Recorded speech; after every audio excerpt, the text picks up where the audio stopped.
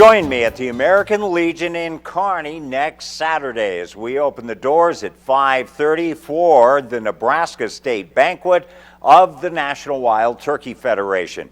Dinner's at 7, auction to follow. Of course, if you're a member, we like to see you there. And non-members, you can join up. It's a great organization for conservation.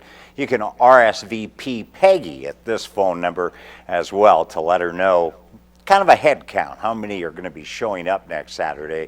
It's always a great event, and the auction's got a lot of great stuff, too.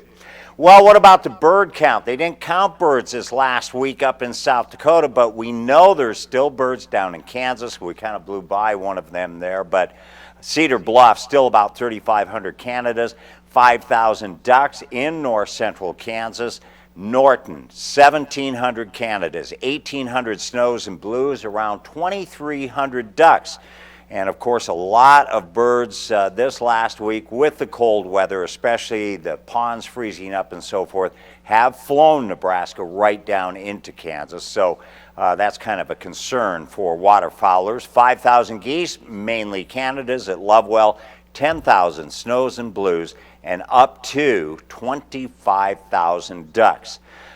It wasn't updated in Kansas in many areas either. For instance, Glen Elder, where last week there was about 130,000 snow geese, and that number has probably dwindled as things have become cold in the north central part of that state as well. Well, we only have a few pictures this week. This is Devin and his first brace of ducks. A couple of greenhead mallards there and a hen.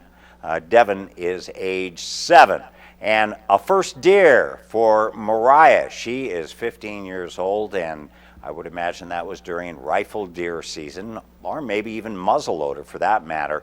And Ashlyn, she is age 10, and this is her first deer. So we got a couple of gals out there giving you guys a run for your money. Well, keep sending those pictures my way to kboughton@nebraska.tv, and check out these websites as well.